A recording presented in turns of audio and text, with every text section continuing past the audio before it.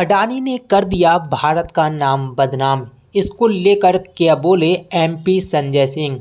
दोस्तों, आपको पता ये सोशल मीडिया पर अडानी को लेकर बेहद ज़्यादा चर्चे में है, क्योंकि अडानी को अमेरिका की तरफ से वारंट जारी कर दिया गया है और वहीं न्यूयॉर्क में गिरफ्तारी की गई है। और इस समय दोस्तों चर्चे में है अडानी। अडानी पर 2000 करोड़ रुपए की रिश्वत का आरोप लगा है। वहीं इसी सभी मामले को लेकर एमपी संजय सिंह ने क्या कुछ कहा है, आप सबसे पहले उनका ये वीडियो देखें। न्यूयॉर्क के कोर्ट ने गौतम अडानी जो इंडिया के टाइकून है, बिजनेस टाइकून, उनके खिलाफ फ्रॉड और ब्राइबरी के आरोप लगाए हैं।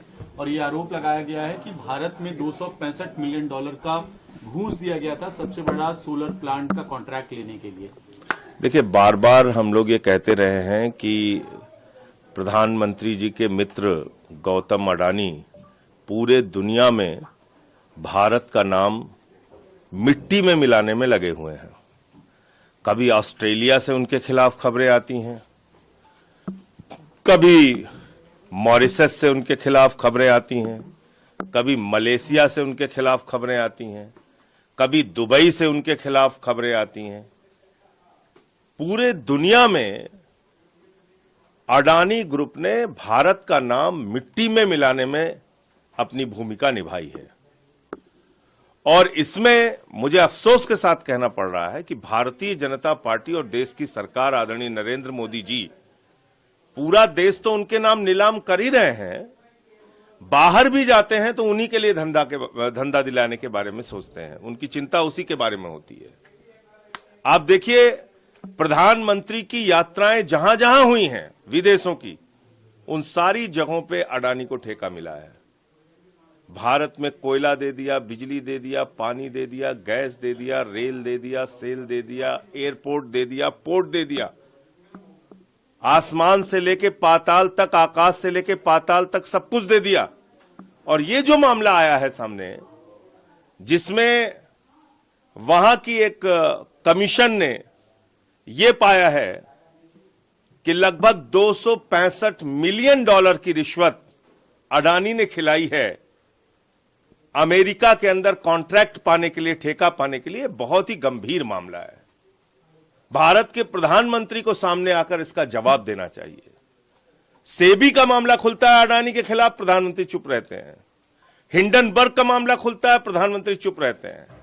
और अब तो उनके बहुत ही प्यारे दोस्त ट्रंप की सरकार है अमेरिका में, उस सरकार में भी अडानी के खिलाफ यह मामला सामने आया है। प्रधानमंत्री को सामने आके बताना चाहिए। आपने एक ऐसी कंपनी को प्रमोट किया, एक ऐसी कंपनी को बढ़ावा दिया जो पूरी दुनिया में भारत का नाम मिट्टी में मिला रहा है। तो मैं समझता हूं कि अडानी के खिलाफ जितने भी मामले अब तक के पेंडिंग हैं, सबकी जांच सुप्रीम कोर्ट की मॉनिटरिंग में एक जांच एजेंसी के द्वारा कराई जानी चाहिए।